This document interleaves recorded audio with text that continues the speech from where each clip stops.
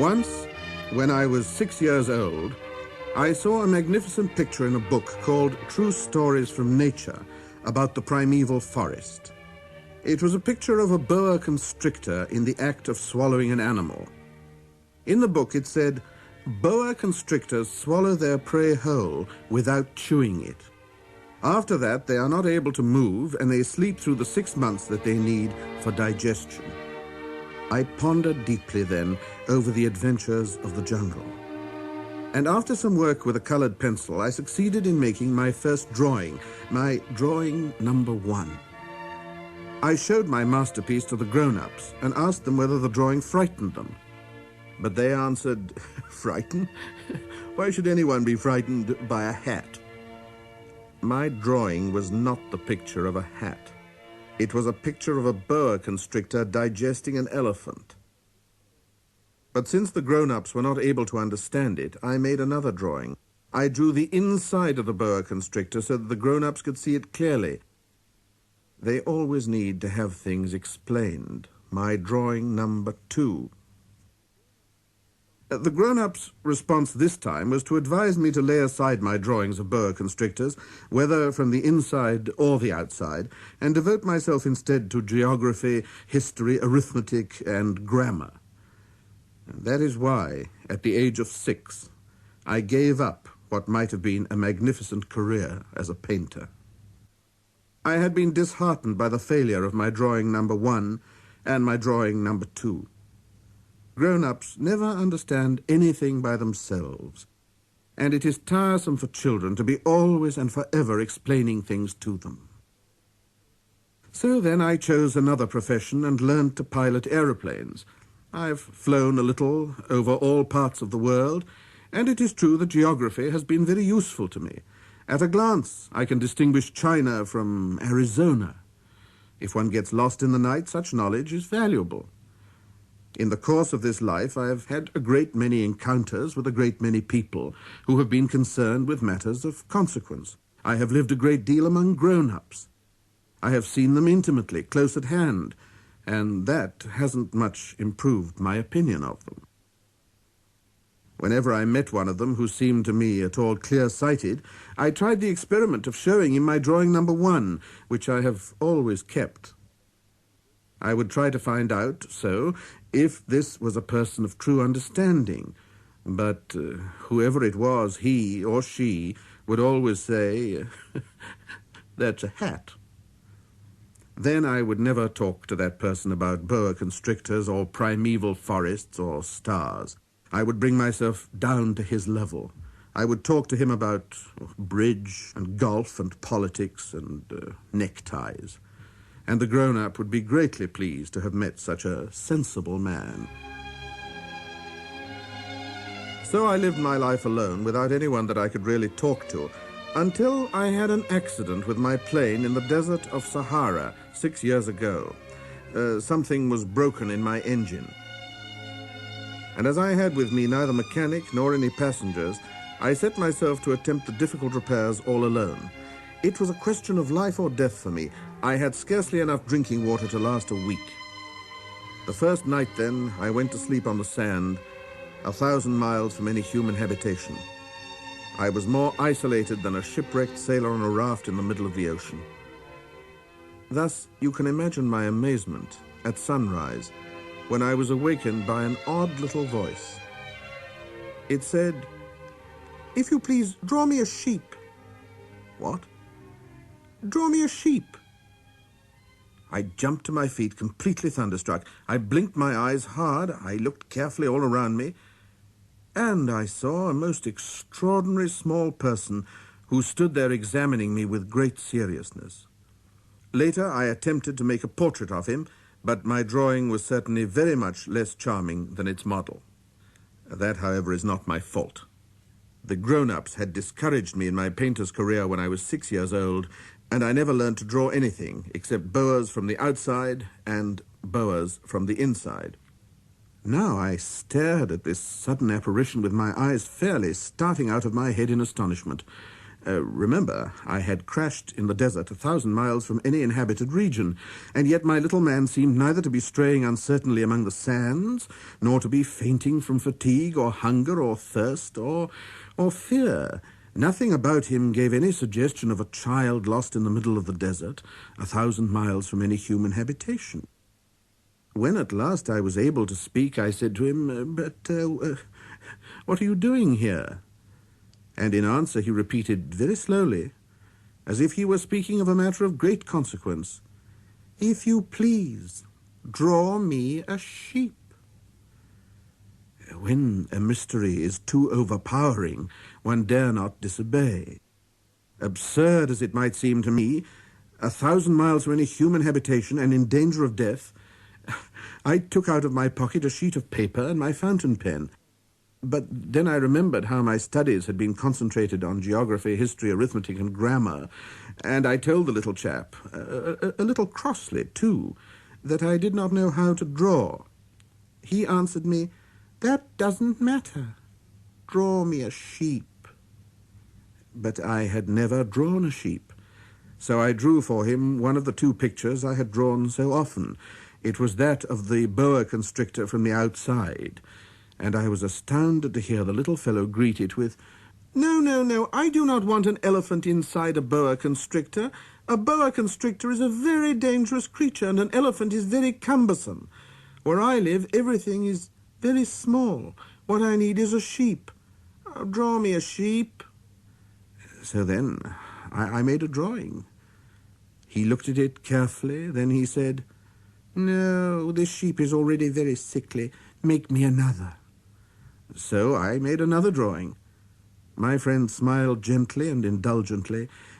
"You see yourself," he said, "that this is not a sheep. This is a ram. It has horns." So then I did my drawing over once more. But it was rejected too, just like the others. "This one is too old. I want a sheep that will live a long time." By this time my patience was exhausted because I was in a hurry to start taking my engine apart. So I tossed off another drawing, and I threw out an explanation with it. "This is only his box. The sheep you asked for is inside." I was very surprised to see a light break over the face of my young judge. "That is exactly the way I wanted it. Do you think that this sheep will have to have a great deal of grass?" "Why?" "Because where I live, everything is very small." "Well, there'll surely be enough grass for him," I said. "It's a very small sheep that I've given you." He bent his head over the drawing. "Not so small that, look, he's gone to sleep." And that is how I made the acquaintance of the little prince.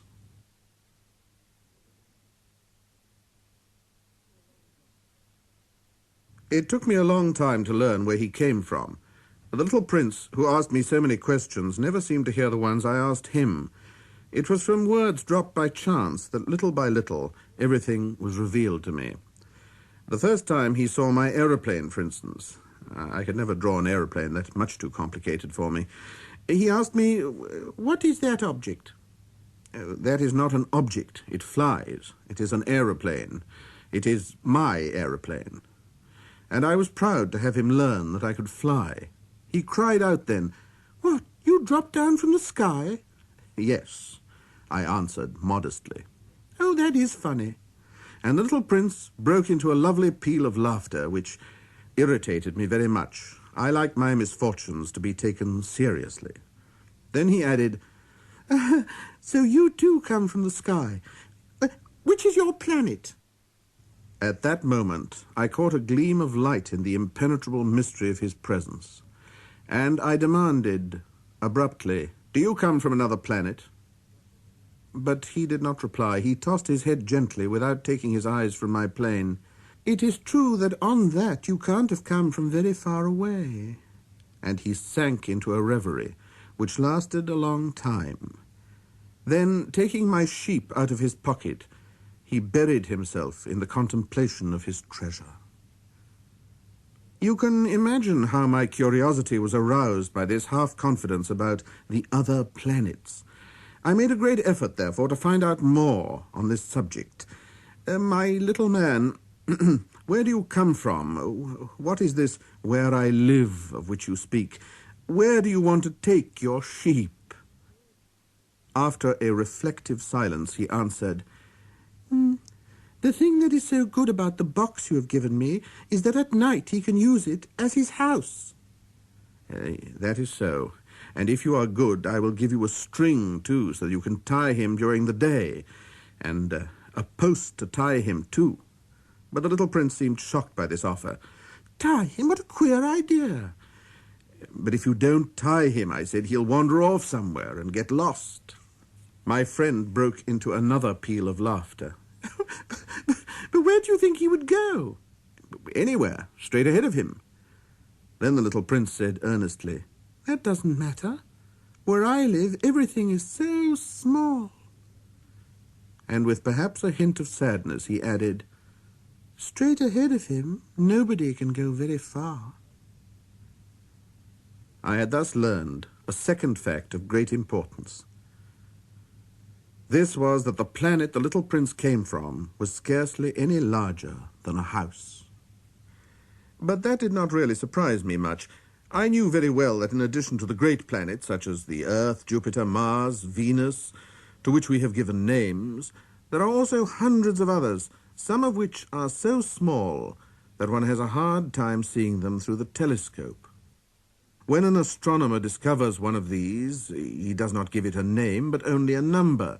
He might call it, for example, asteroid 325. I have serious reason to believe that the planet from which the little prince came is the asteroid known as B612. This asteroid has only once been seen through the telescope. That was by a Turkish astronomer in 1909. On making his discovery, the astronomer had presented it to the International Astronomical Congress in a great demonstration, but he was in Turkish costume, and so nobody would believe what he said. Grown-ups are like that. Fortunately, however, for the reputation of asteroid B612, a Turkish dictator made a law that his subjects, under pain of death, should change to European costume. So in 1920, the astronomer gave his demonstration all over again, dressed with impressive style and elegance. And this time, everybody accepted his report. If I have told you these details about the asteroid and made a note of its number for you, it is on account of the grown-ups and their ways. Grown-ups love figures. When you tell them that you have made a new friend, they never ask you any question about essential matters. They never say to you, what does his voice sound like? What games does he love best? Does he collect butterflies? Instead, they demand, how old is he? How many brothers has he? How much does he weigh? How much money does his father make? Only from these figures do they think they have learned anything about him. If you were to say to the grown-ups, I saw a beautiful house made of rosy brick with geraniums in the windows and doves on the roof, they would not be able to get any idea of that house at all. You would have to say to them, I saw a house that cost £4,000. Then they would exclaim, Oh, what a pretty house that is. Just so, you might say to them, the proof that the little prince existed is that he was charming, that he laughed, and that he was looking for a sheep. If anybody wants a sheep, that is a proof that he exists. And what good would it do to tell them that? They would shrug their shoulders and treat you like a child. But if you said to them, the planet he came from is asteroid B612, then they would be convinced and leave you in peace from their questions. They are like that. One must not hold it against them. Children should always show great forbearance towards grown-up people. But certainly, for us who understand life, figures are a matter of indifference. I should have liked to begin this story in the fashion of the fairy tales. I should have liked to say, once upon a time there was a little prince who lived on a planet that was scarcely any bigger than himself, and who had need of a friend. To those who understand life, that would have given a much greater air of truth to my story. For I do not want anyone to listen to my story carelessly. I have suffered too much grief in setting down these memories, 6 years have already passed since my friend went away from me with his sheep. If I try to describe him here, it is to make sure that I shall not forget him. To forget a friend is sad. Not everyone has had a friend, and if I forget him, I may become like the grown-ups who are no longer interested in anything but figures. It is for that purpose, again, that I have bought a box of paints and some pencils. It is hard to take up drawing again at my age when I've never made any pictures except those of a boa constrictor from the outside and the boa constrictor from the inside since I was 6. I shall certainly try to make my portraits as true to life as possible, but I am not at all sure of success. One drawing goes along all right, and another has no resemblance to its subject. I make some errors, too, in the little prince's height. In one place he is too tall, in another too short, and I feel some doubts about the color of his costume, so I fumble along as best I can, now good, now bad, and I hope generally fair to middling. In certain more important details I shall make mistakes also, but that is something that will not be my fault. My friend never explained anything to me. He thought perhaps that I was like himself, but I, alas, do not know how to see sheep through the walls of boxes.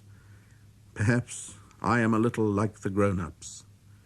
I have had to grow old.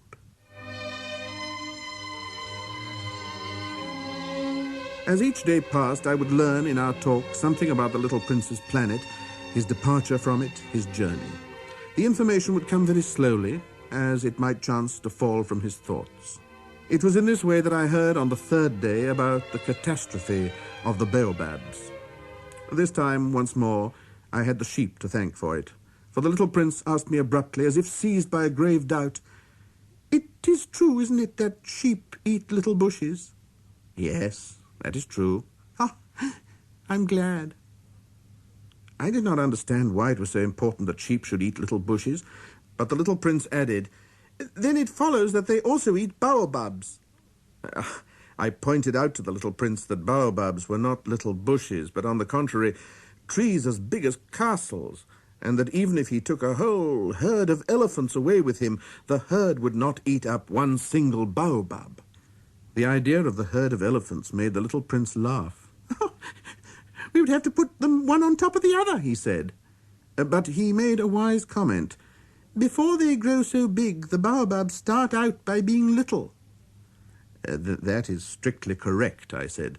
"But why do you want the sheep to eat the little baobabs?" He answered me at once, "Oh, come," as if he was speaking of something that was self-evident. And I was obliged to make a great mental effort to solve this problem without any assistance.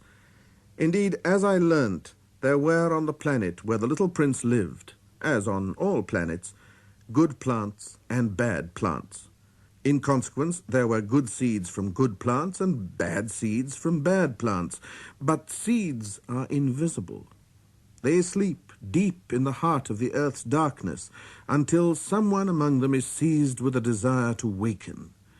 Then this little seed will stretch itself and begin, timidly at first, to push a charming little sprig inoffensively upward towards the sun.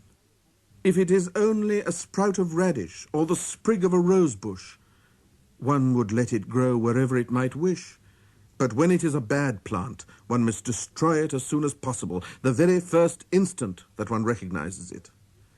Now, there were some terrible seeds on the planet that was the home of the little prince, and these were the seeds of the baobab. The soil of that planet was infested with them.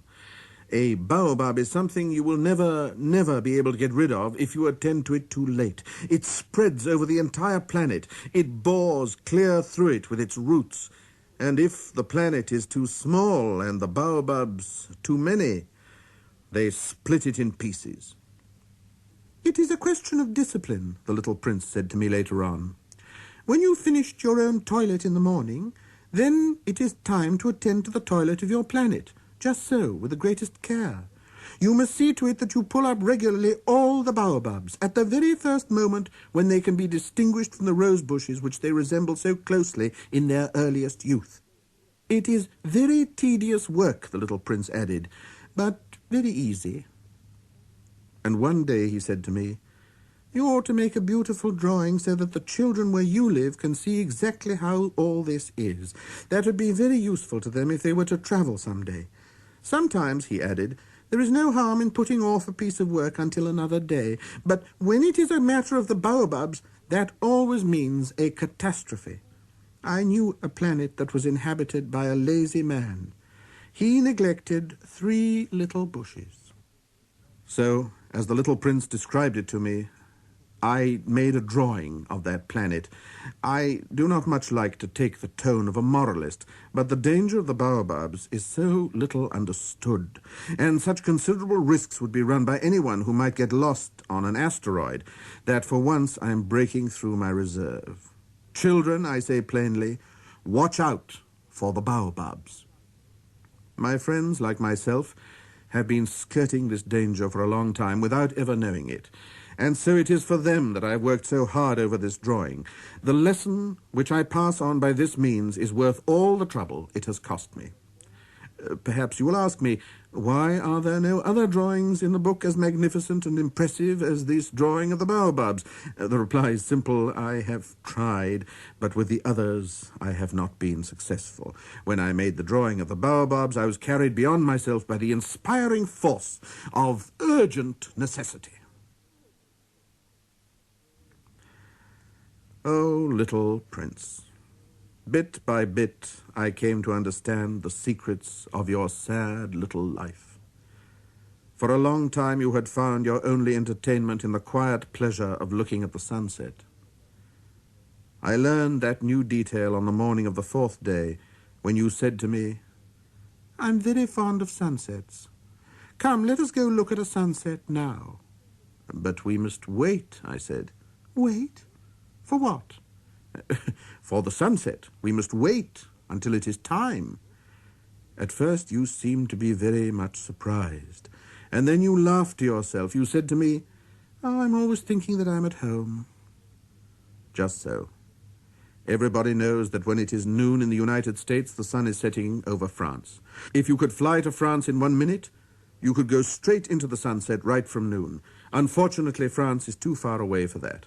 But on your tiny planet, my little prince, all you need do is move your chair a few steps. You can see the day end and the twilight falling whenever you like. "One day," you said to me, "I saw the sunset 44 times. And a little later you added, "You know, one loves the sunset when one is so sad." "Were you so sad then," I asked, "on the day of the 44 sunsets?"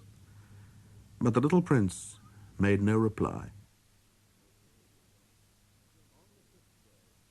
On the 5th day, again, as always, it was thanks to the sheep, the secret of the little prince's life was revealed to me. Abruptly, without saying anything to lead up to it, and as if the question had been born of long and silent meditation on his problem, he demanded, "A sheep, if it eats little bushes, does it eat flowers too?" A sheep," I answered, "eats anything it finds in its reach." "Even flowers that have thorns?" Yes, even flowers that have thorns." "Then the thorns, what use are they?" I did not know. At that moment I was very busy trying to unscrew a bolt that had got stuck in my engine. I was very much worried, for it was becoming clear to me that the breakdown of my plane was extremely serious, and I had so little drinking water left that I had to fear the worst. "The thorns, what use are they?" The little prince never let go of a question once he had asked it. As for me, I was upset over that bolt, and I answered with the first thing that came into my head. "Oh, the thorns, no use at all. Flowers have thorns just for spite." "Oh!" There was a moment of complete silence. Then the little prince flashed back at me with a kind of resentment. "I don't believe you. Flowers are weak creatures. They are naive. They reassure themselves as best they can. They believe that their thorns are terrible weapons." I did not answer. At that instant I was saying to myself, if this bolt still won't turn, I'm going to knock it out with a hammer. Again the little prince disturbed my thoughts. "And you actually believe that the flowers—" "Oh, no," I cried. No, I don't believe anything. I answered you with the first thing that came into my head. Don't you see, I'm very busy with matters of consequence." He stared at me, thunderstruck. Matters of consequence? He looked at me there with my hammer in my hand, my fingers black with engine grease, bending down over an object which seemed to him extremely ugly. You talk just like the grown-ups. That made me a little ashamed, but he went on relentlessly. You mix everything up together. You confuse everything. He really was very angry. He tossed his golden curls in the breeze. I know a planet where there is a certain red-faced gentleman. He has never smelled a flower. He has never looked at a star. He has never loved anyone. He has never done anything in his life but add up figures. And all day he says over and over, just like you, I am busy with matters of consequence. And that makes him swell up with pride. But he's not a man. He's a mushroom. A what? A mushroom. The little prince was now white with rage. The flowers have been growing thorns for millions of years. For millions of years the sheep have been eating them just the same. And is it not a matter of consequence to try and understand why the flowers go to so much trouble to grow thorns which are never of any use to them? Is the warfare between the sheep and the flowers not important? Is it not of more consequence than a fat, red-faced gentleman's sums? And if I know, I, myself, one flower which is unique in the world, which grows nowhere but on my planet, but which one little sheep can destroy in a single bite some morning without even noticing what he was doing, oh, you think that is not important? His face turned from white to red as he continued, if someone loves a flower, of which just one single blossom grows in all the millions and millions of stars, it is enough to make him happy just to look at the stars. He can say to himself, somewhere my flower is there. But if a sheep eats the flower, in one moment all his stars will be darkened. And you think that is not important? He could not say anything more.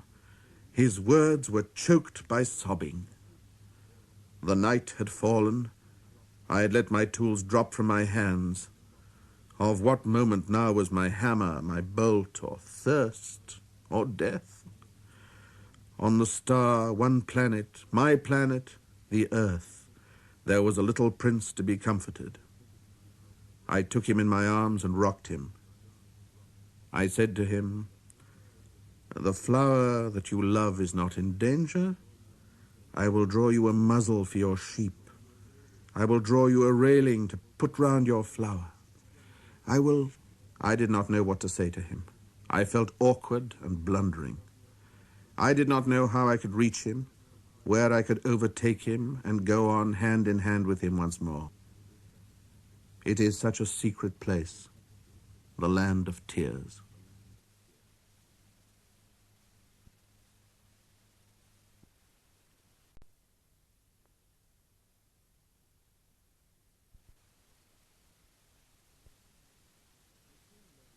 I soon learned to know this flower better. On the little prince's planet, the flowers had always been very simple. They had only one ring of petals. They took up no room at all. They were a trouble to nobody. One morning they would appear in the grass, and by night they would have faded peacefully away. But one day, from a seed blown from no one knew where, a new flower had come up. And the little prince had watched very closely over this small sprout, which was not like any other small sprouts on his planet. It might, you see, have been a new kind of baobab. But the shrub soon stopped growing and began to get ready to produce a flower. The little prince, who was present at the first appearance of a huge bud, felt at once that some sort of miraculous apparition must emerge from it. But the flower was not satisfied to complete the preparations for her beauty in the shelter of her green chamber. She chose her colors with the greatest care. She dressed herself slowly. She adjusted her petals one by one. She did not wish to go out into the world all rumpled like the field poppies. It was only in the full radiance of her beauty that she wished to appear. Oh yes, she was a coquettish creature. and her mysterious adornment lasted for days and days. Then one morning, exactly at sunrise, she suddenly showed herself. And after working with all this painstaking precision, she yawned and said, "Oh, I'm scarcely awake. I beg that you will excuse me. My petals are still all disarranged." But the little prince could not restrain his admiration. "Oh, how beautiful you are!" "Am I not?" the flower responded sweetly. "And I was born at the same moment as the sun." The little prince could guess easily enough that she was not any too modest, but how moving and exciting she was. "I think it is time for breakfast," she added an instant later. "If you would have the kindness to think of my needs." And the little prince, completely abashed, went to look for a sprinkling can of fresh water. So he tended the flower. She too began very quickly to torment him with her vanity, which was, if the truth be known, a little difficult to deal with. One day, for instance, when she was speaking of her 4 thorns, she said to the little prince, "Let the tigers come with their claws." "There are no tigers on my planet," the little prince objected, "and anyway, tigers do not eat weeds." "I am not a weed," the flower replied sweetly. "Oh, please excuse me. I am not at all afraid of tigers," she went on, "but I have a horror of draughts. I suppose you wouldn't have a screen for me." "A horror of draughts? That is bad luck for a plant," remarked the little prince, and added to himself, "This flower is a very complex creature." "At night, I want you to put me under a glass globe. It is very cold where you live. In the place where I came from, ah!" But she interrupted herself at that point. She had come in the form of a seed. She could not have known anything of any other worlds. Embarrassed over having let herself be caught on the verge of such a naive untruth, she coughed 2 or 3 times in order to put the little prince in the wrong. "The screen? Oh, I was just going to look for it when you spoke to me." Then she forced her cough a little more, so that he should suffer from remorse just the same. So the little prince, in spite of all the goodwill that was inseparable from his love, had soon come to doubt her. He had taken seriously words which were without importance, and it made him very unhappy. "I ought not to have listened to her," he confided to me one day. "One ought never to listen to the flowers. One should simply look at them and breathe their fragrance. Mine perfumed all my planet. But I did not know how to take pleasure in all her grace. This tale of claws which disturbed me so much should only have filled my heart with tenderness and pity." And he continued his confidences. "The fact is, I did not know how to understand anything. I ought to have judged by deeds and not by words. She cast her fragrance and her radiance over me. I ought never to have run away from her. I ought to have guessed all the affection that lay behind her poor little stratagems. Flowers, are so inconsistent. But I was too young to know how to love her."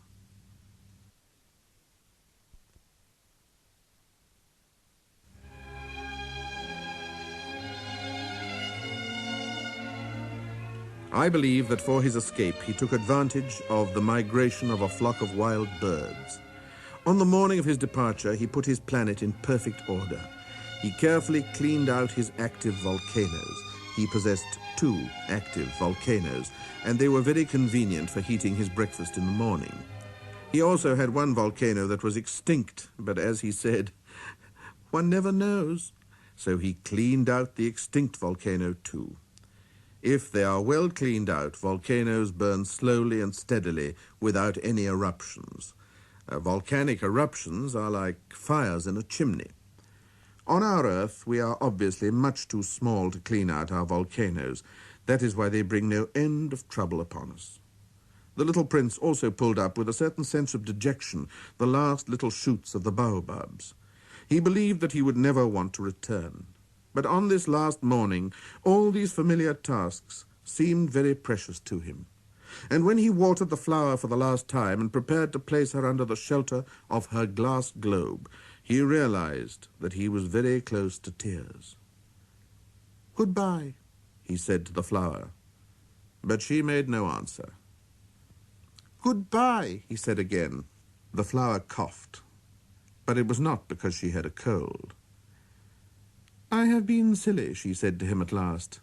"I ask your forgiveness. Try to be happy." He was surprised by this absence of reproaches. He stood there all bewildered, the glass globe held arrested in midair. He did not understand this quiet sweetness. "Of course I love you," the flower said to him. "It is my fault that you have not known it all the while. That is of no importance. But you have been just as foolish as I. Try to be happy. Let the glass globe be. I don't want it any more. But the wind. My cold is not as bad as all that. The cool night air will do me good. I am a flower. But the animals.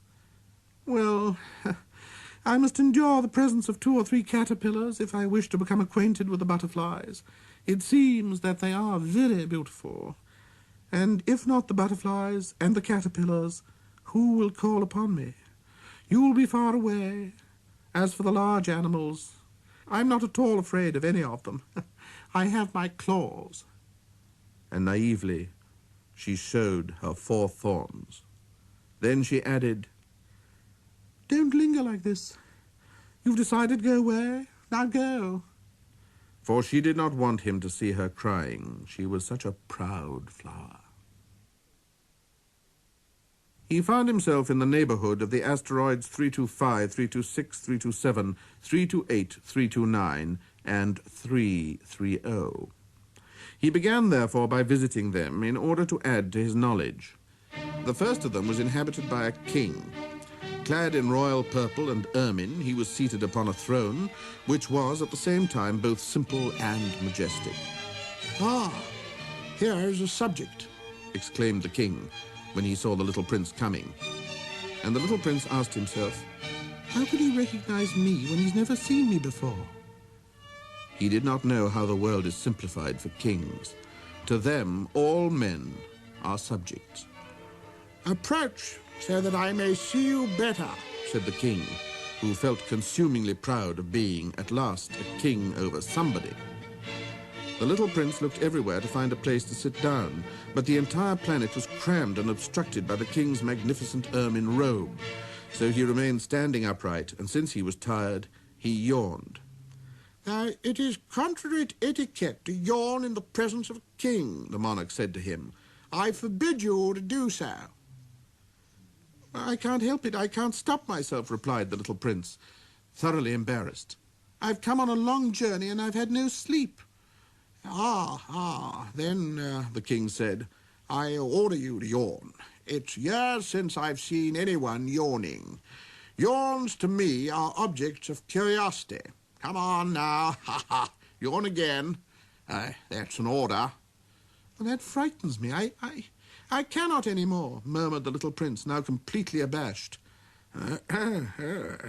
Replied the king. "Then I order you sometimes to yawn, and sometimes to, He spluttered a little and seemed vexed. For what the king fundamentally insisted upon was that his authority should be respected. He tolerated no disobedience. He was an absolute monarch. But because he was a very good man, he made his orders reasonable. "If I order a general," he would say by way of example, "yes, if I order a general to change himself into a seabird, and if the general did not obey me, that would not be the fault of the general. It would be my fault." "May I sit down?" came now a timid inquiry from the little prince. "Sit down. Yeah, I order you to do so," the king answered him, and majestically gathered in a fold of his ermine mantle. But the little prince was wondering. The planet was tiny. Over what could this king really rule? "Sire," he said to him, "I beg that you'll excuse my asking you a question." I order you to ask me a question, the king hastened to assure him. Sire, over what do you rule? Over everything, said the king, with magnificent simplicity. Over everything? The king made a gesture, which took in his planet, the other planets, and all the stars. Over all that? Asked the little prince. Yeah, over all that, the king answered, for his rule was not only absolute, it was also universal. And the stars obey you? Yes, certainly they do, the king said. They obey instantly. I do not permit insubordination. Such power was a thing for the little prince to marvel at. If he had been a master of such complete authority, he would have been able to watch the sunset not 44 times in one day, but 72, or even 100, or even 200 times without ever having to move his chair. And because he felt a bit sad as he remembered his little planet, which he had forsaken, he plucked up his courage to ask the king a favor. I should like to see a sunset. Do me that kindness. Order the sun to set. If I ordered the general to fly from one flower to another like a butterfly, or to write a tragic drama, or to change himself into a sea bird, don't you see, and if the general did not carry out the order that he had received, which one of us would be in the wrong, the king demanded, the general or myself? You, said the prince firmly. Exactly. One must require from each one the duty which each one can perform, the king went on. Accepted authority rests first of all on reason. If you ordered your people to go and throw themselves into the sea, they would rise up in revolution. I have the right to require obedience because my orders are reasonable. Well, then my sunset, the little prince reminded him, for he never forgot a question once he had asked it. Yes, you shall have your sunset. I shall command it. But according to my science of government, I shall wait until conditions are favorable. When will that be? Inquired the little prince. Yes, replied the king, and before saying anything else, he consulted a bulky almanac. Almanac. That'll be yes, that'll be this evening about 20 minutes to 8. And you'll see how well I'm obeyed. The little prince yawned. He was regretting his lost sunset, and then, too, he was already beginning to be a little bored. I have nothing more to do here, he said to the king, so I shall set out on my way again. Do not go, said the king, who was very proud of having a subject. Do not go. I'll make you a minister. A minister of what? A minister of justice. But there is nobody here to judge. We do not know that, the king said to him. I have not yet made a complete tour of my kingdom.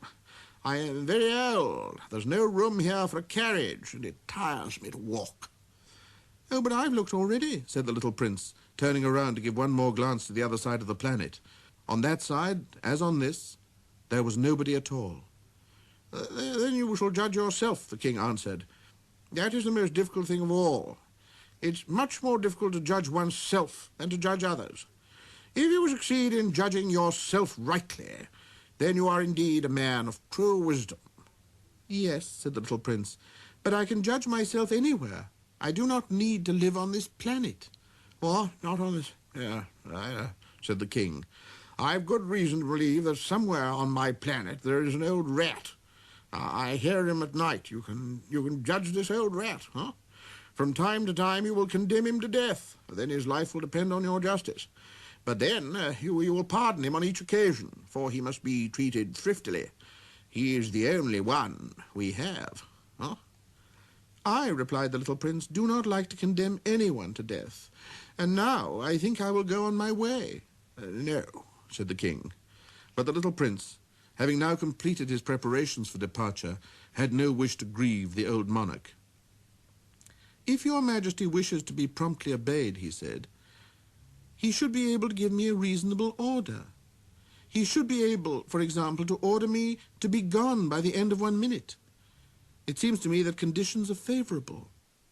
As the king made no answer, the little prince hesitated a moment. Then, with a sigh, he took his leave. I make you my ambassador, the king called out hastily. He had a magnificent air of authority. The grown-ups are very strange, the little prince said to himself as he continued on his journey.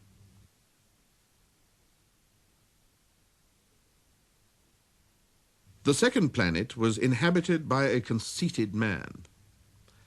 "Aha, yes, I am about to receive the visit of an admirer," he exclaimed from afar when he first saw the little prince coming. For to conceited men, all other men are admirers. "Good morning," said the little prince. "That is a hat you are wearing." "It is a hat for salutes," the conceited man replied. "It is to raise and salute when people acclaim me. Unfortunately, nobody at all ever passes this way." "Yes," said the little prince, who did not understand what the conceited man was talking about. Clap your hands, one against the other," the conceited man now directed him. The little prince clapped his hands. The conceited man raised his hat in a modest salute. "This is more entertaining than the visit to the king," the little prince said to himself, and he began again to clap his hands one against the other. The conceited man again raised his hat in salute. After 5 minutes of this exercise, the little prince grew tired of the game's monotony. "And what should one do to make the hat come down?" he asked. But the conceited man did not hear him. Conceited people never hear anything but praise. "Do you really admire me very much?" he demanded of the little prince. "Well, what does that mean, admire?" To admire means that you regard me as the handsomest, the best dressed, the richest, and the most intelligent man on this planet." But you are the only man on your planet." Do me this kindness, admire me just the same." "I admire you," said the little prince, shrugging his shoulders slightly. "But what is there in that to interest you so much?" And the little prince went away. "The grown-ups are certainly very odd," he said to himself as he continued on his journey. The next planet was inhabited by a tippler. This was a very short visit, but it plunged the little prince into deep dejection. "What are you doing there?" he said to the tippler, whom he found settled down in silence before a collection of empty bottles, and also a collection of full bottles. "I am drinking," replied the tippler with a lugubrious air. "Why are you drinking?" demanded the little prince. "So that I may forget," replied the tippler. "Forget what?" inquired the little prince, who already was sorry for him. "Forget that I am ashamed," the tippler confessed, hanging his head. "Ashamed of what?" insisted the little prince, who wanted to help him. "Ashamed of drinking." The tippler brought his speech to an end and shut himself up in an impregnable silence. And the little prince went away, puzzled. "The grown-ups are certainly very, very odd," he said to himself as he continued on his journey. The fourth planet belonged to a businessman. This man was so much occupied that he did not even raise his head at the little prince's arrival. "Good morning," the little prince said to him. "Your cigarette has gone out." 3 and 2 make 5, 5 and 7 make 12, 12 and 3 make 15. Good morning. 15 and 7 make 22, 22 and 6 make 28. I haven't time to light it again. 26 and 5 make 31. That makes 501,622,731. 500 million what? Asked the little prince. Hey? Oh, you still there? 501 million. I can't stop. I've got so much to do. I'm concerned with matters of consequence. I don't amuse myself with balderdash. 2 and 5 make 7. 501 million what? Repeated the little prince, who never in his life had let go of a question once he had asked it. The businessman raised his head. During the 54 years that I've inhabited this planet, I've been disturbed only 3 times. The first time was 28 years ago, when some giddy goose fell from goodness knows where. He made the most frightful noise that resounded all over the place, and I made 4 mistakes in my addition. The second time, 11 years ago, I was disturbed by an attack of rheumatism. I don't get enough exercise. I've no time for loafing. The third time, well, this is it. I was saying then 501 millions. Millions of what? The businessman suddenly realized there was no hope of being left in peace until he answered this question. Millions of those little objects, he said, which one sometimes sees in the sky. Flies. Oh, no, little glittering objects. Bees. Oh, no, little golden objects that set lazy men to idle dreaming. As for me, I'm concerned with matters of consequence. There's no time for idle dreaming in my life. Oh, you mean the stars? Yes, that's it, the stars. Well, what do you do with 500 million stars? 501,622,731. I'm concerned with matters of consequence. I am accurate. And what do you do with these stars? What do I do with them? Yes. Nothing. I own them. You own the stars? Yes. But I've already seen a king who... Kings do not own, they reign over. It's a very different matter. And what good does it do you to own the stars?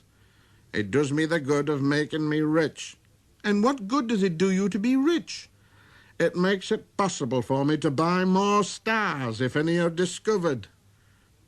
This man, the little prince said to himself, reasons like my poor tippler. Nevertheless, he still had some more questions. But how is it possible for one to own stars? To whom do they belong? The businessman retorted peevishly. Well, I don't know, to nobody. Then they belong to me because I was the first person to think of it. Is that all that's necessary? Certainly. When you find a diamond that belongs to nobody, it's yours. When you discover an island that belongs to nobody, it's yours. When you get an idea before anyone else, you take a patent out on it. It's yours. So with me, I own the stars because nobody else before me ever thought of owning them. Yes, that's true, said the little prince. And what do you do with them? Huh? I administer them, replied the businessman. I count them, and I recount them. That's difficult, but I'm a man who is naturally interested in matters of consequence. The little prince was still not satisfied. But if I owned a silk scarf, he said, I could put it round my neck and take it away with me. If I owned a flower, I could pluck that flower and take it away with me. But you cannot pluck the stars from heaven. No, but I can put them in the bank. Whatever does that mean? That means that I write the numbers of my stars on a little paper, and then I put this paper in a drawer and I lock it with a key. And that is all? Ah, that's enough, said the businessman. It's entertaining, thought the little prince. It's rather poetic. But it is of no great consequence. On matters of consequence, the little prince had ideas which were very much different from those of the grown-ups. I myself own a flower, he continued his conversation with the businessman, which I water every day. I own 3 volcanoes, which I clean out every week. For I also clean out the one that is extinct. One never knows. It is of some use to my volcanoes, and it is of some use to my flower that I own them. But you are of no use to the stars? The businessman opened his mouth, but he found nothing to say in answer, and the little prince went away. The grown-ups are certainly altogether extraordinary, he said simply, talking to himself as he continued on his journey.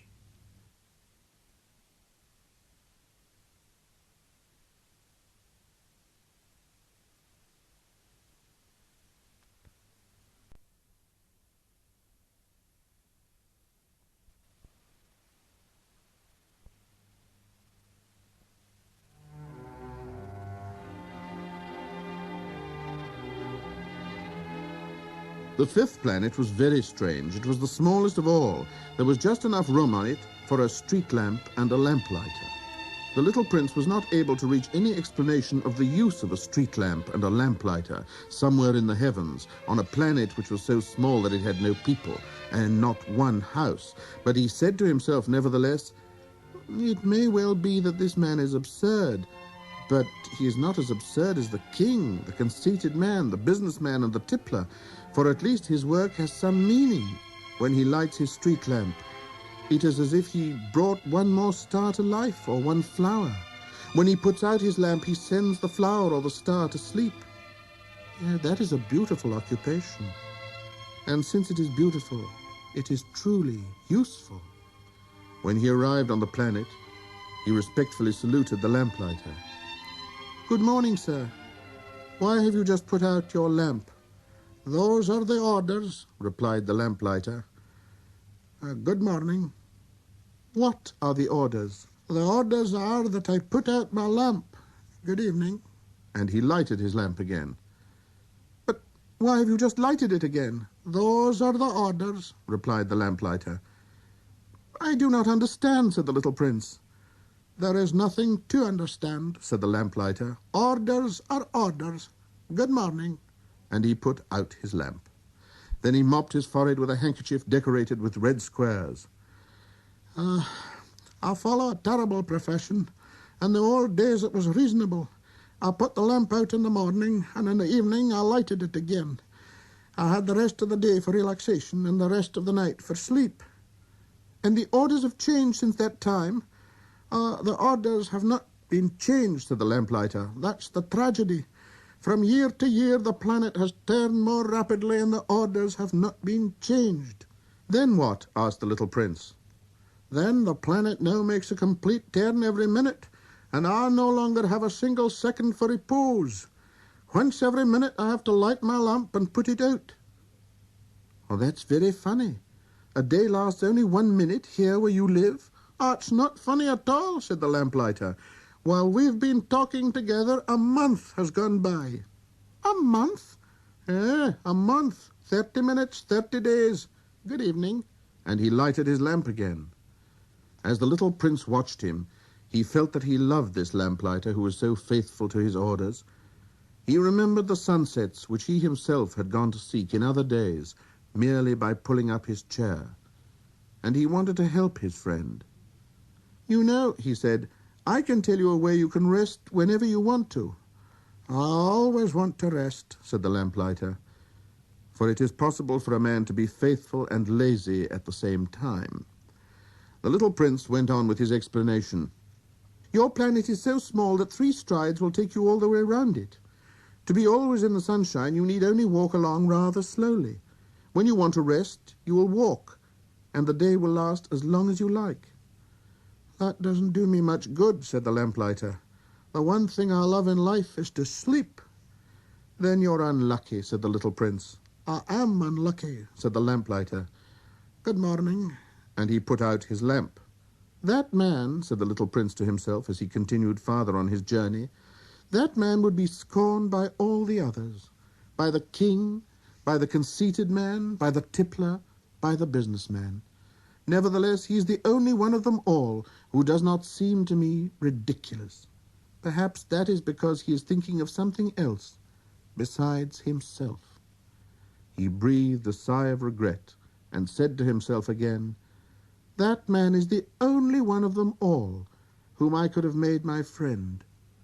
But his planet is indeed too small. There is no room on it for 2 people." What the little prince did not dare confess was that he was sorry most of all to leave this planet, because it was blessed every day with 1,440 sunsets. The 6th planet was 10 times larger than the last one. It was inhabited by an old gentleman who wrote voluminous books. "Oh, look, here is an explorer," he exclaimed to himself when he saw the little prince coming. The little prince sat down on the table and panted a little. He had already travelled so much and so far. "Where do you come from?" the old gentleman said to him. "What is that big book?" said the little prince. "What are you doing?" "I'm a geographer," said the old gentleman. "What is a geographer?" asked the little prince. "A geographer is a scholar who knows the location of all the seas, rivers, towns, mountains, and deserts." "That is very interesting," said the little prince. "Here at last is a man who has a real profession." And he cast a look around him at the planet of the geographer. It was the most magnificent and stately planet he had ever seen. "Your planet is very beautiful," he said. "Has it any oceans?" I couldn't tell you," said the geographer. The little prince was disappointed. "Has it any mountains?" I couldn't tell you," said the geographer. "And towns and rivers and deserts?" "I couldn't tell you that either." "But you're a geographer." "Exactly," the geographer said. But I'm not an explorer. I haven't a single explorer on my planet.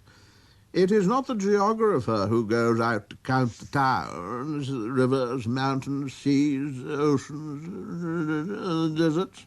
The geographer is much too important to go loafing about.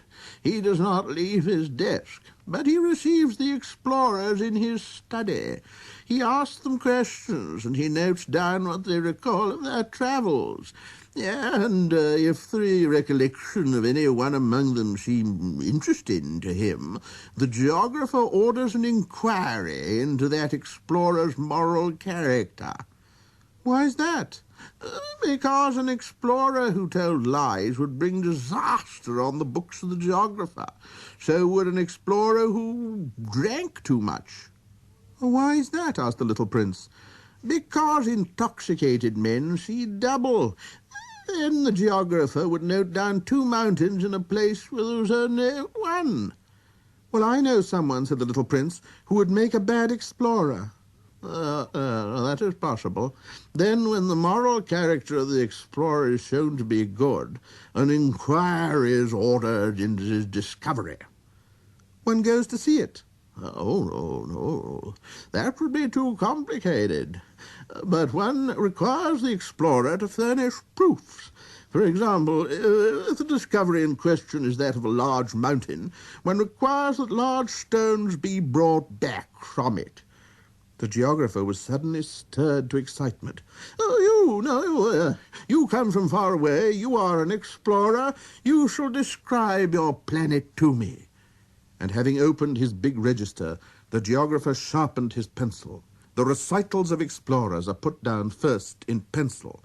One waits until the explorer has furnished proofs before putting them down in ink. Well, said the geographer expectantly.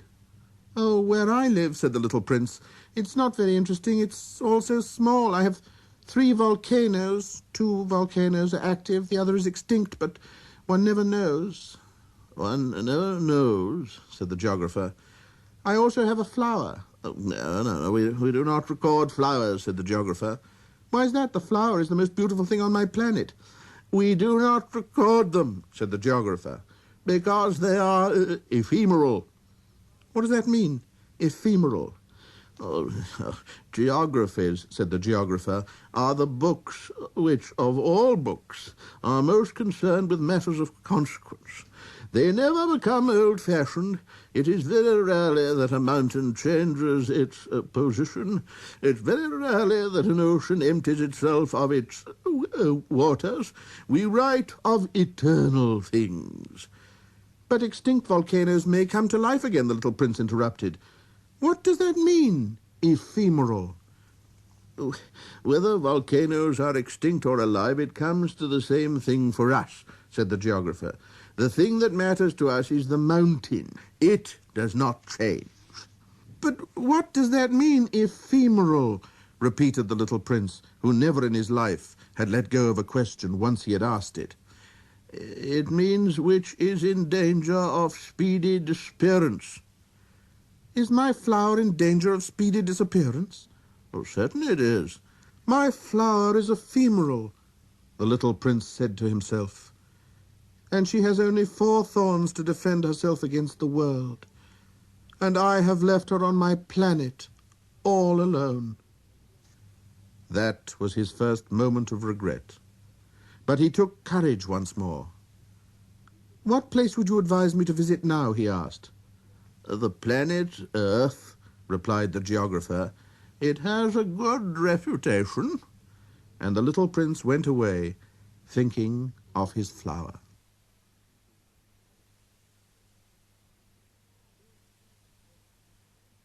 So then, the 7th planet was the Earth. The Earth is not just an ordinary planet. One can count there 111 kings, not forgetting, to be sure, the Negro kings among them. 7,000 geographers, 900,000 businessmen, 7,500,000 tipplers, 311 million conceited men, that is to say, about 200 billion grown-ups. To give you an idea of the size of the Earth, I will tell you that before the invention of electricity, it was necessary to maintain, over the whole of the 6 continents, a veritable army of 462,511 lamplighters for the street lamps. Seen from a slight distance, that would make a splendid spectacle. The movements of this army would be regulated like those of the ballet and the opera. First would come the turn of the lamplighters of New Zealand and Australia. Having set their lamps alight, those would go off to sleep. Next, the lamplighters of China and Siberia would enter for their steps in the dance, and then they too would be waved back into the wings. After that would come the turn of the lamplighters of Russia and the Indies, then those of Africa and Europe, then those of South America, then those of North America, and never would they make a mistake in the order of their entry upon the stage. It would be magnificent.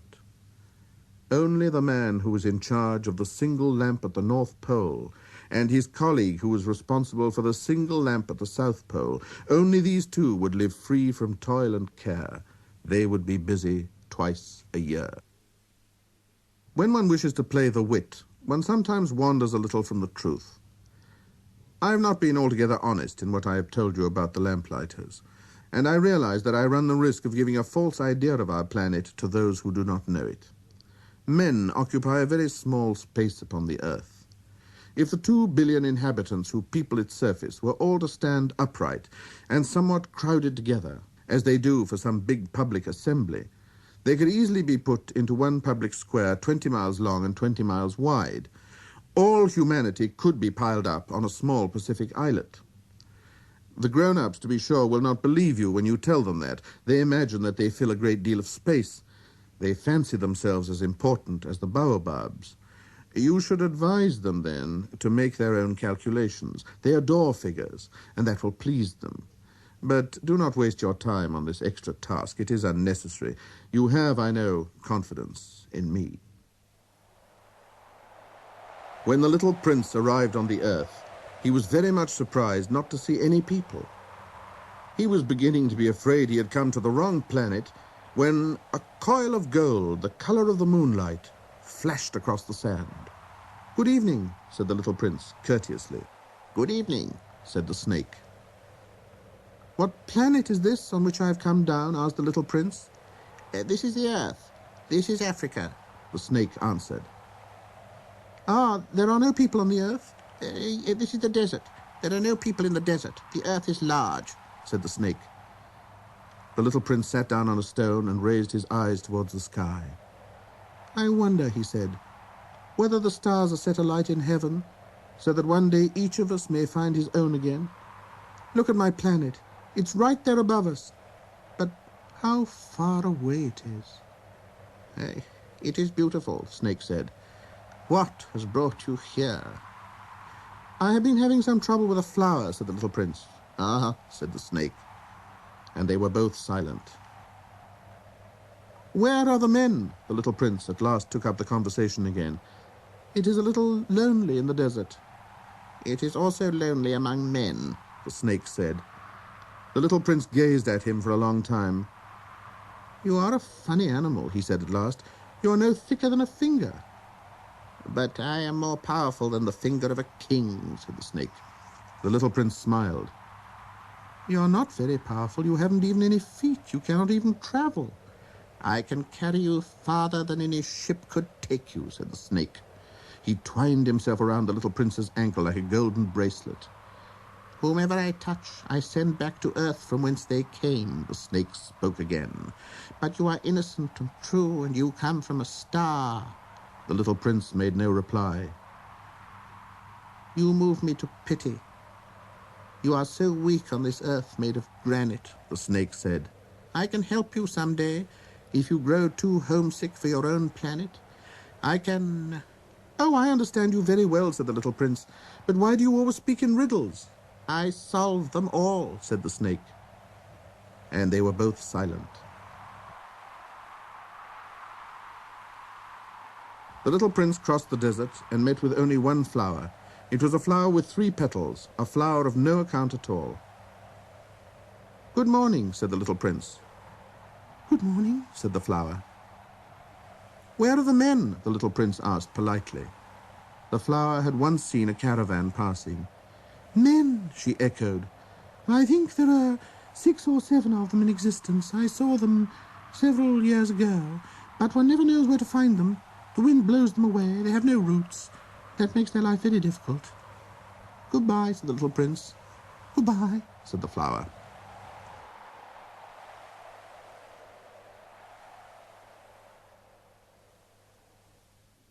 After that, the little prince climbed a high mountain.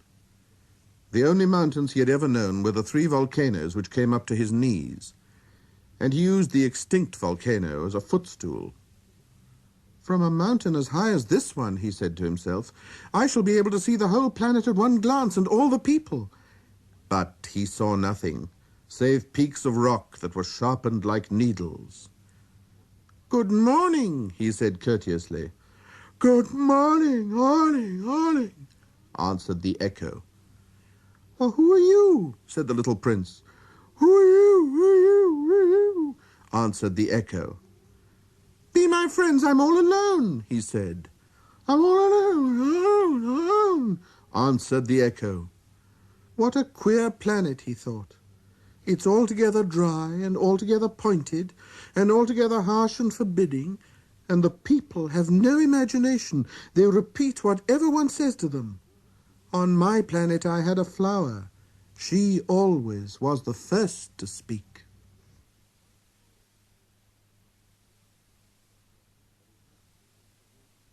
But it happened that after walking for a long time through sand and rocks and snow, the little prince at last came upon a road, and all roads lead to the abodes of men. "Good morning," he said. He was standing before a garden all abloom with roses. "Good morning," said the roses. The little prince gazed at them. They all looked like his flower.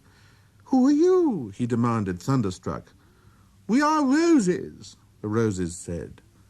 And he was overcome with sadness. His flower had told him that she was the only one of her kind in all the universe, and here were 5,000 of them, all alike, in one single garden. She would be very much annoyed, he said to himself. If she could see that, she would cough most dreadfully, and she would pretend that she was dying to avoid being laughed at. And I should be obliged to pretend that I was nursing her back to life, for if I did not do that, to humble myself also, she would really allow herself to die. Then he went on with his reflections. I thought that I was rich with a flower that was unique in all the world, and all I had was a common rose and 3 volcanoes that come up to my knees, and one of them perhaps extinct forever. That doesn't make me a very great prince. And he laid down in the grass and cried.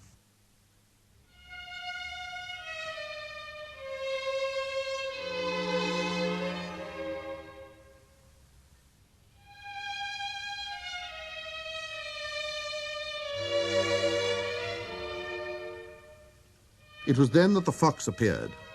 Good morning, said the fox. Good morning, the little prince responded politely, although when he turned round he saw nothing. I'm right here, the voice said, under the apple tree. Who are you? Asked the little prince, and added, You're very pretty to look at. I'm a fox, the fox said. Oh, come and play with me, proposed the little prince. I'm so unhappy. I cannot play with you, the fox said. I'm not tamed. Oh, please excuse me, said the little prince. But after some thought he added, What does that mean, tame? Ha, you do not live here, said the fox. What is it that you're looking for? I'm looking for men, said the little prince. What does that mean, tame? Men, said the fox. They have guns and they hunt. It's very disturbing. They also raise chickens. These are their only interests. Are you looking for chickens? No, said the little prince. I'm looking for friends. What does that mean, tame? It is an act too often neglected, said the fox. It means to establish ties. To establish ties? Just that, said the fox. To me, you are still nothing more than a little boy who is just like 100,000 other little boys, and I have no need of you, and you on your part have no need of me. To you, I'm nothing more than a fox like 100,000 other foxes. But if you tame me, then we shall need each other. To me, you will be unique in all the world. To you, I shall be unique in all the world. "Oh, I'm beginning to understand," said the little prince. "There is a flower. I think that she has tamed me." It is possible," said the fox. "On the earth one sees all sorts of things." "Oh, but this is not on the earth," said the little prince. The fox seemed perplexed and very curious. "Oh, on another planet?" "Yes." "Are there hunters on that planet?" "No." "Oh, that's interesting. Are there, chickens?" "No." "Nothing is perfect," sighed the fox. But he came back to his idea. "My life is very monotonous," he said. "I hunt chickens, men hunt me. All the chickens are just alike, and all men are just alike, and in consequence I'm a little bored. But if you tame me, it'll be as if the sun came to shine on my life. I shall know the sound of a step that'll be different from all the others. Other steps send me hurrying back underneath the ground. Yours will call me like music out of my burrow. And then, look, you see the grain fields down yonder? I do not eat bread. Wheat is of no use to me. The wheat fields have nothing to say to me, and that is sad. But you have hair that is the color of gold. Think how wonderful that will be when you have tamed me. The grain, which is also golden, will bring me back the thought of you, and I shall love to listen to the wind in the wheat." The fox gazed at the little prince for a long time. Please, tame me," he said. "I want to very much," the little prince replied. "But I have not much time. I have friends to discover and a great many things to understand." "One only understands the things that one tames," said the fox. "Men have no more time to understand anything. They buy things already made at the shops. But there is no shop anywhere where one can buy friendship, and so men have no friends anymore. If you want a friend, oh, tame me." "What must I do to tame you?" asked the little prince. "You must be very patient," replied the fox. "First you will sit down at a little distance from me, like that, yes, in the grass. I shall look at you out of the corner of my eye, and you will say nothing. Words are the source of misunderstandings. But you will sit a little closer to me every day." The next day the little prince came back. "It would have been better to come back at the same hour," said the fox. "If, for example, you came at 4 o'clock in the afternoon, then at 3 o'clock I shall begin to be happy. I shall feel happier and happier as the hour advances. At 4 o'clock I shall already be worrying and jumping about. I shall show you how happy I am. But if you come at just any time, I shall never know at what hour my heart is to be ready to greet you. One must observe the proper rites." "What is a rite?" asked the little prince. "Those also are actions too often neglected," said the fox. "They are what makes one day different from the other days, one hour from other hours. There is a rite, for example, among my hunters. Every Thursday they dance with the village girls. So Thursday is a wonderful day for me. I can take a walk as far as the vineyards. But if the hunters danced at just any time, every day would be like every other day, and I should never have any vacation at all." So the little prince tamed the fox, and when the hour of his departure drew near, "Ah," said the fox, "I shall cry." "It is your own fault," said the little prince. "I never wished you any sort of harm, but you wanted me to tame you." "Yes, that is so," said the fox. "And now you're going to cry," said the little prince. "Yes, that is so," said the fox. "Then it has done you no good at all." "It has done me good," said the fox, "because of the color of the wheat fields." And then he added, "Go and look again at the roses. You will understand now that yours is unique in all the world. Then come back to say goodbye to me, and I will make you a present of a secret." The little prince went away to look again at the roses. "You are not at all like my rose," he said. "As yet you are nothing. No one has tamed you, and you have tamed no one. You are like my fox when I first knew him. He was only a fox like 100,000 other foxes, but I have made him my friend, and now he is unique in all the world." And the roses were very much embarrassed. "You are beautiful, but you are empty," he went on. "One could not die for you. To be sure, an ordinary passer-by would think that my rose looked just like you, the rose that belongs to me."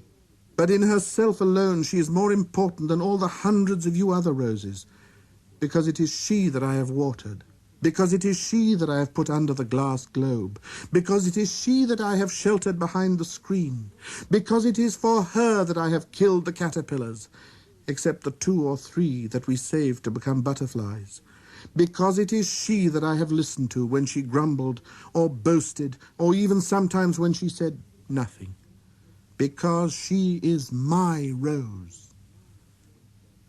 And he went back to meet the fox. Goodbye, he said. Goodbye, said the fox. And now here is my secret, a very simple secret. It is only with a heart that one can see rightly. What is essential is invisible to the eye. What is essential is invisible to the eye, the little prince repeated, so that he would be sure to remember.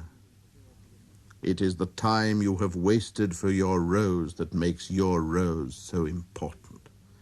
It is the time I have wasted for my rose, said the little prince, so that he would be sure to remember. Men have forgotten this truth, said the fox, but you must not forget it. You become responsible forever for what you have tamed. You are responsible for your rose. I am responsible for my rose, the little prince repeated, so that he would be sure to remember.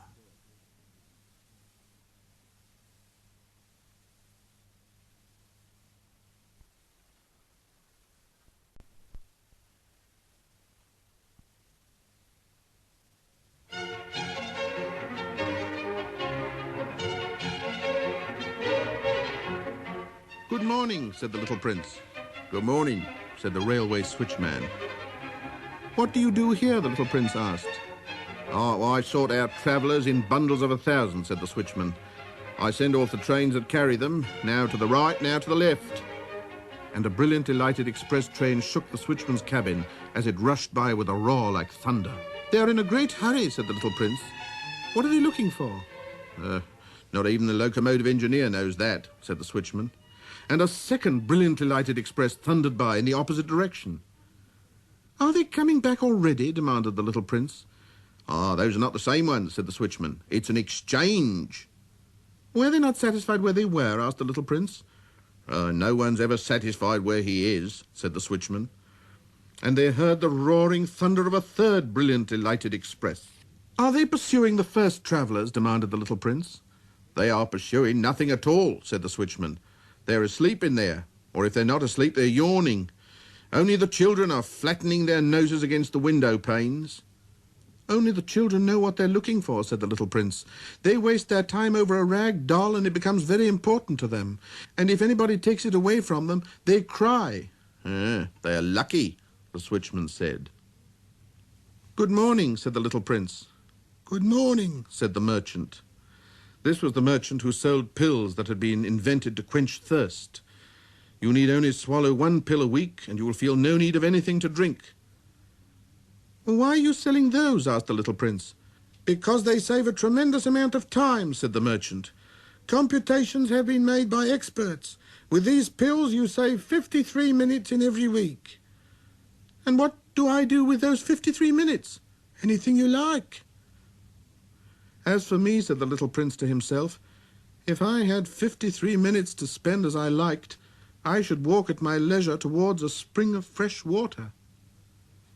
It was now the 8th day since I had had my accident in the desert, and I had listened to the story of the merchant as I was drinking the last drop of my water supply. Ah, I said to the little prince, those memories of yours are very charming, but I have not yet succeeded in repairing my plane. I have nothing more to drink, and I, too, should be very happy if I could walk at my leisure towards a spring of fresh water. My friend the fox, the little prince said to me, my dear little man, this is no longer a matter that has anything to do with a fox. Why not? Because I'm about to die of thirst. He did not follow my reasoning, and he answered me, it is a good thing to have a friend, even if one is about to die. I, for instance, am very glad to have a fox as a friend. Oh, he has no way of guessing the danger, I said to myself. He's never been either hungry or thirsty. A little sunshine is all that he needs. But he looked at me steadily and replied to my thought, "I am thirsty too. Let us look for a well."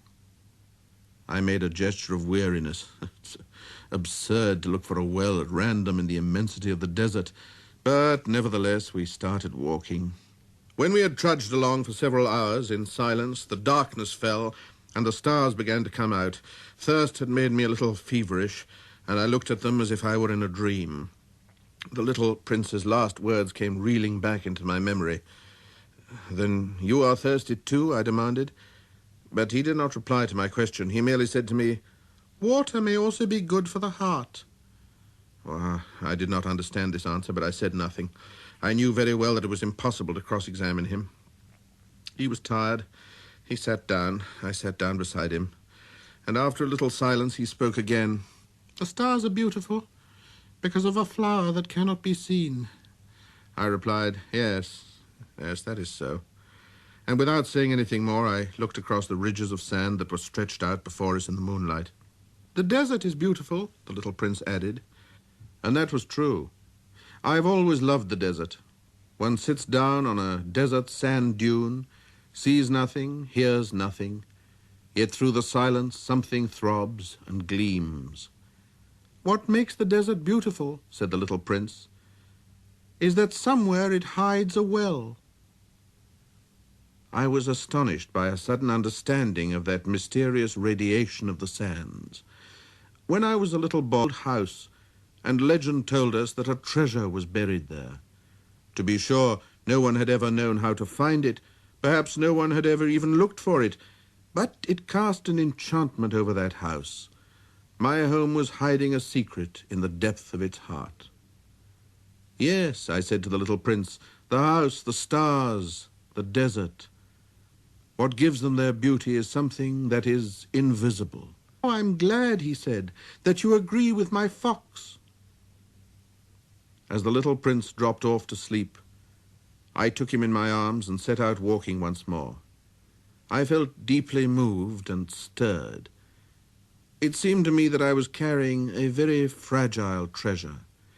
It seemed to me even that there was nothing more fragile on all the earth. In the moonlight, I looked at his pale forehead, his closed eyes, his locks of hair that trembled in the wind, and I said to myself, "What I see here is nothing but a shell. What is most important is invisible." As his lips opened slightly with the suspicion of a half-smile, I said to myself again, "What moves me so deeply about this little prince who is sleeping here is his loyalty to a flower. The image of a rose that shines through his whole being like the flame of a lamp, even when he is asleep." And I felt him to be more fragile still.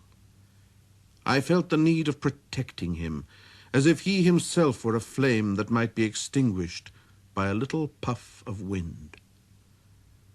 And as I walked on so, I found the well at daybreak.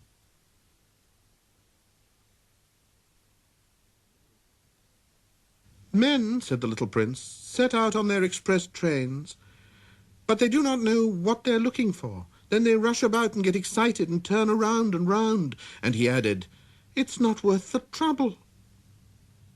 The well that we had come to was not like the wells of the Sahara. The wells of the Sahara are mere holes dug in the sand. This one was like a well in a village. But there was no village here, and I thought I must be dreaming. "It's strange," I said to the little prince. "Everything is ready for use, the pulley, the bucket, the rope." He laughed, touched the rope, and set the pulley to working, and the pulley moaned like an old weather vane which the wind has long since forgotten. "Do you hear?" said the little prince. "We have wakened the well, and it is singing." I did not want him to tire himself with the rope. "Leave it to me," I said. "It's too heavy for you." I hoisted the bucket slowly to the edge of the well and set it there, happy, tired as I was, over my achievement. The song of the pulley was still in my ears, and I could see the sunlight shimmer in the still trembling water. "I'm thirsty for this water," said the little prince. "Give me some of it to drink." And I understood what he had been looking for. I raised the bucket to his lips. He drank, his eyes closed. It was as sweet as some special festival treat. This water was indeed a different thing from ordinary nourishment. Its sweetness was born of the walk under the stars, the song of the pulley, the effort of my arms. It was good for the heart like a present. When I was a little boy, the lights of the Christmas tree, the music of the midnight mass, the tenderness of smiling faces used to make up, so, the radiance of the gifts I received. "The men where you live," said the little prince, "raise 5,000 roses in the same garden, and they do not find in it what they are looking for." "They do not find it," I replied. "And yet what they are looking for could be found in one single rose, or in a little water." "Yes, that is true," I said. And the little prince added, "But the eyes are blind.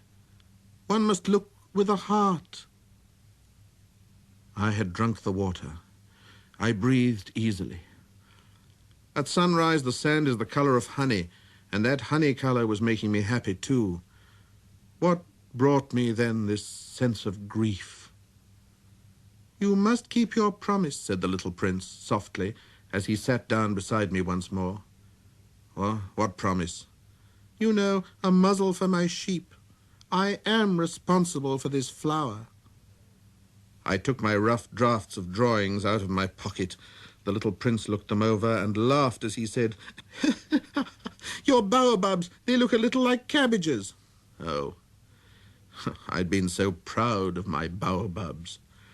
"Your fox, his ears look a little like horns, and they're too long." And he laughed again. "You're not fair, little prince," I said. I don't know how to draw anything except boa constrictors from the outside and boa constrictors from the inside."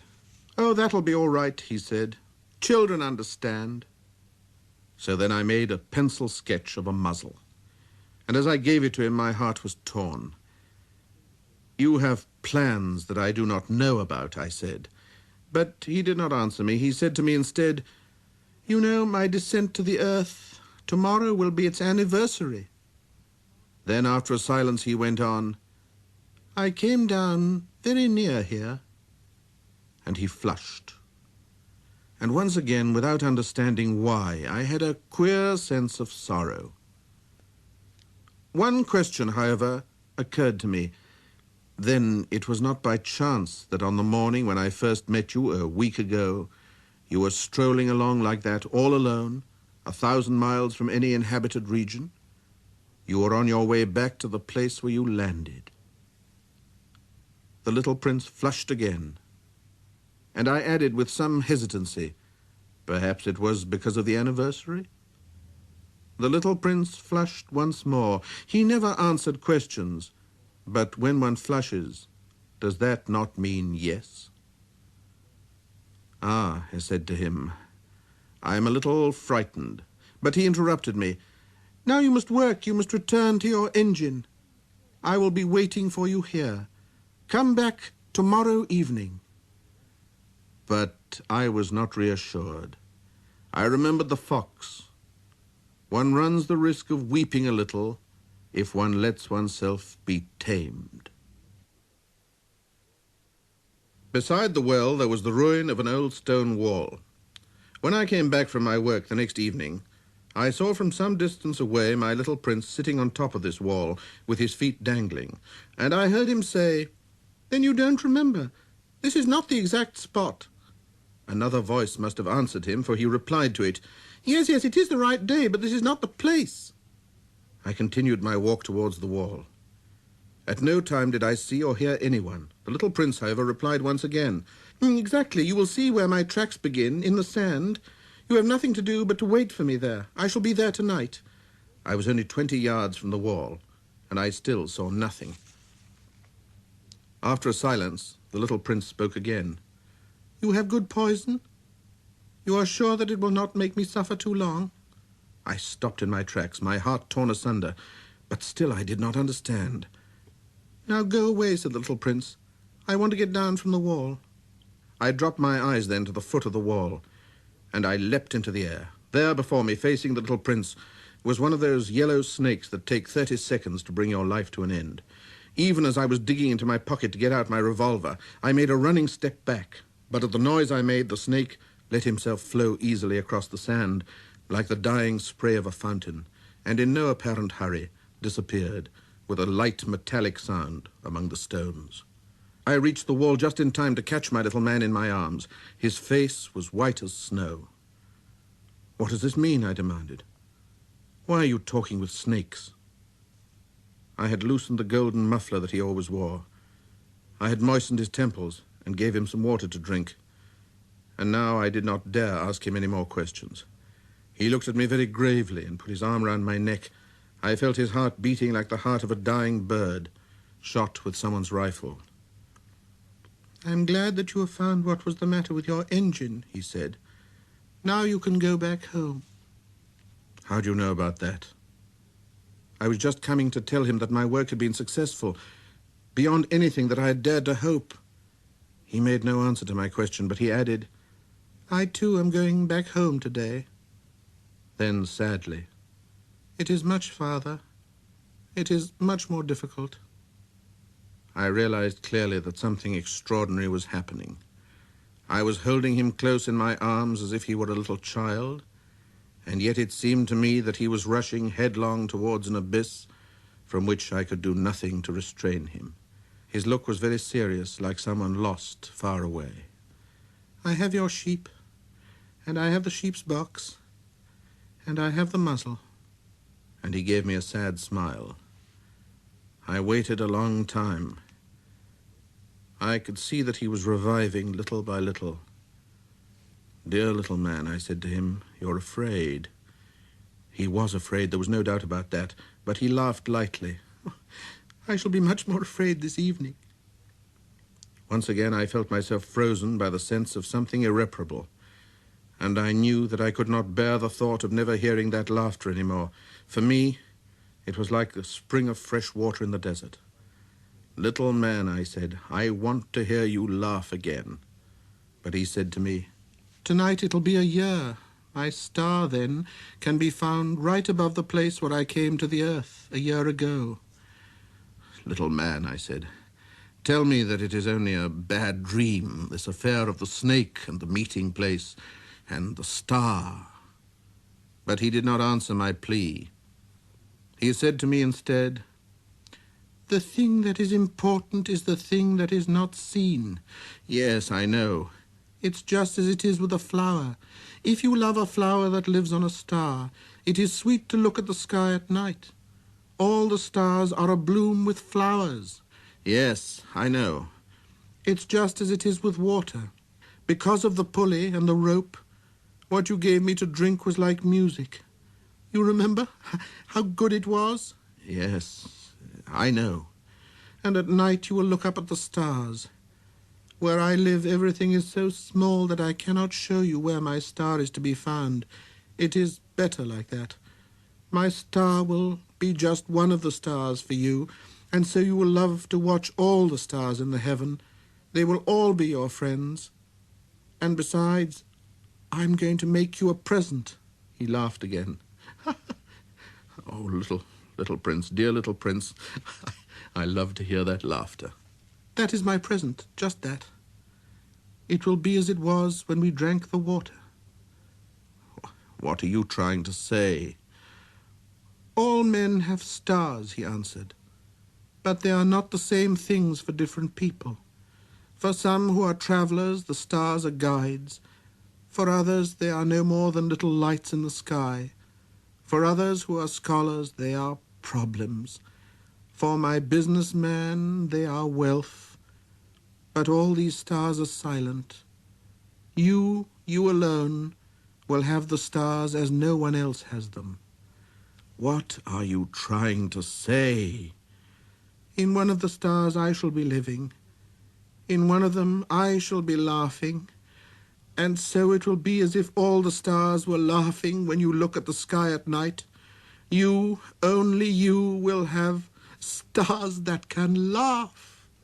And he laughed again.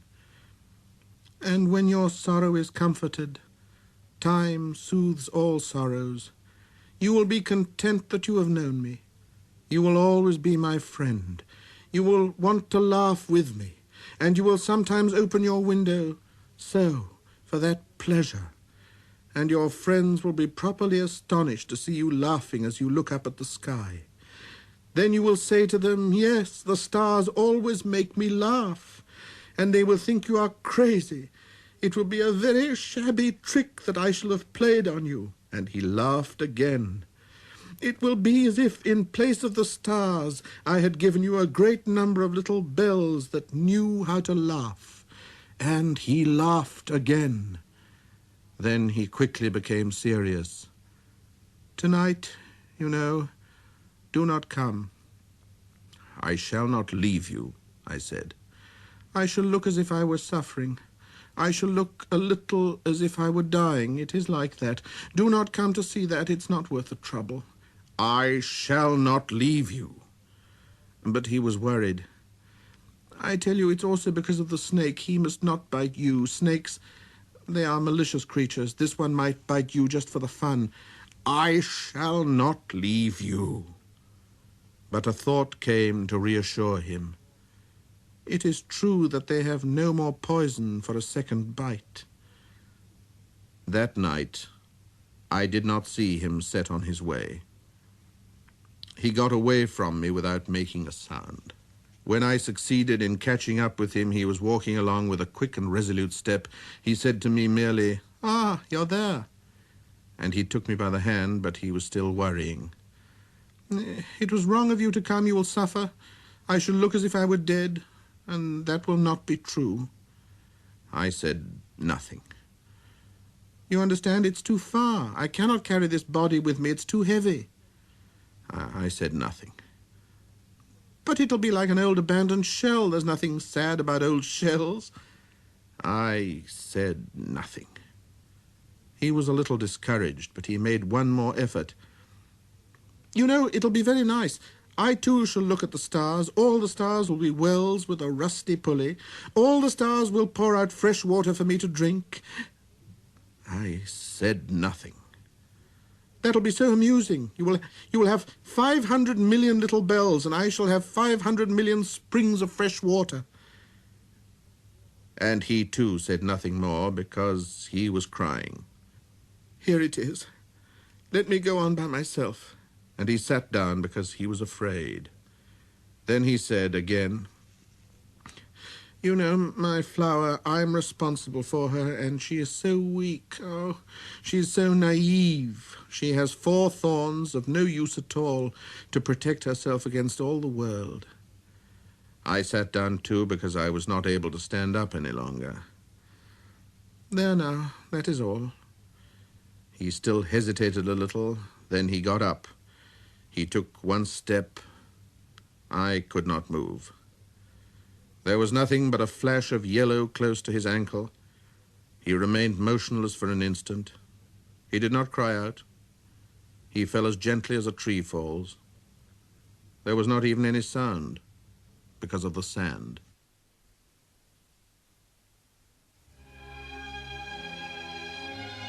And now 6 years have already gone by. I have never yet told this story. The companions who met me on my return were well content to see me alive. I was sad, but I told them, I'm tired.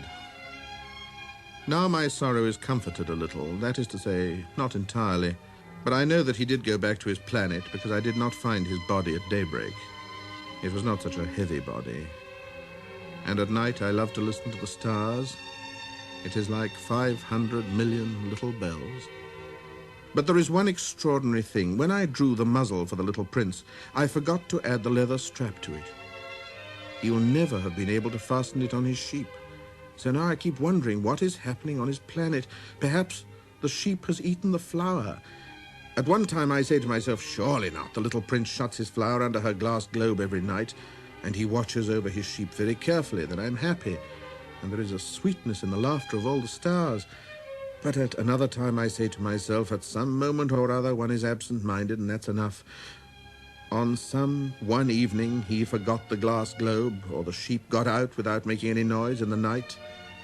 And then the little bells are changed to tears. Here, then, is a great mystery. For you who also love the little prince, and for me, nothing in the universe can be the same if somewhere, we do not know where, a sheep that we never saw has, yes or no, eaten a rose. Look up at the sky. Ask yourselves, is it yes or no? Has the sheep eaten the flower? And you will see how everything changes. And no grown-up will ever understand that this is a matter of so much importance. The desert is, to me, the loveliest and saddest landscape in the world. In case you travel someday to the African desert, I hope you have listened carefully so that you will be sure to recognize the exact spot where the little prince appeared on earth and disappeared. And if you should come upon this spot, please do not hurry on. Wait for a time exactly under the star. Then, if a little man appears who laughs, who has golden hair, and who refuses to answer questions, you will know who he is. If this should happen, please comfort me. Send me word that he has come back.